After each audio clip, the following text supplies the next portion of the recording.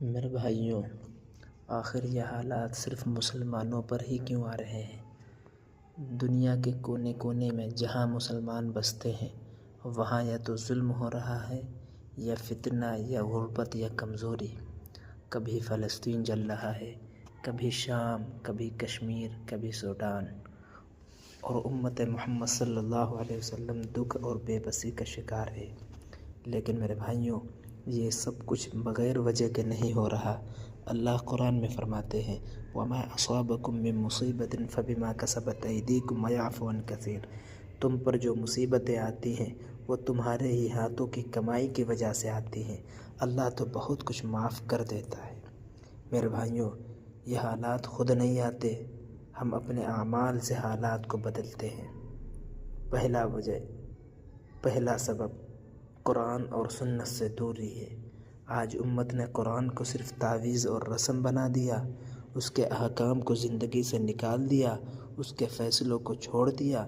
نبی صلی اللہ علیہ وسلم کی سنتوں کو چھوڑ کر مغرب کی رسمیں اختیار کر لی۔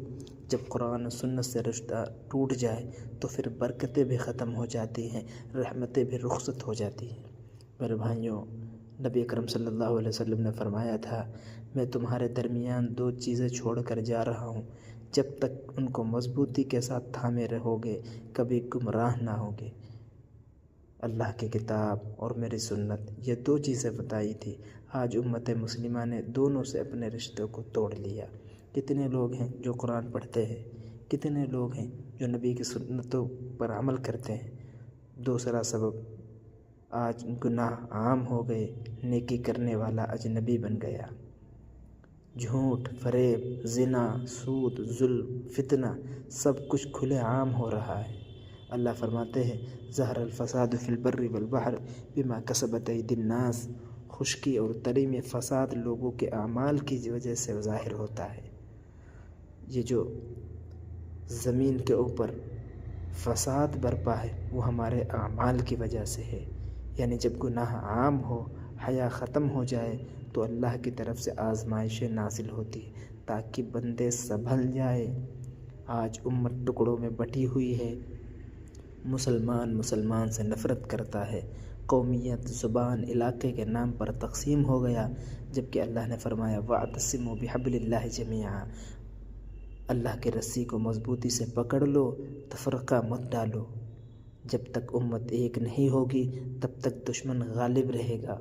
غور سے سنو، جب تک امت ایک نہیں ہوگی تب تک دشمن غالب رہے گا۔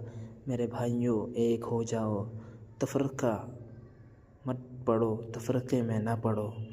میرے بھائیوں، اللہ کے نبی صلی اللہ علیہ وسلم کی بڑی پیاری حدیث ہے، فرمایا تھا قریب ہے کہ قومیں تم پر ٹوٹ پڑے جیسے کہ بھوکے دسترخوان پر کھانے پر ٹوٹ پڑتے ہیں۔ صحابہ نے پوچھا یا رسول اللہ، کیا ہم اس وقت کم ہوں گے؟ فرمایا نہیں، تم تعداد میں زیادہ ہوگے لیکن تمہاری حیثیت کچھ نہیں ہوگی، تم اس جھاگ کی طرح ہوگے جو سمندر میں ہوتی ہے۔ پوچھا یا رسول اللہ وہ کیوں؟ فرمایا دنیا کی محبت، موت کا ڈر۔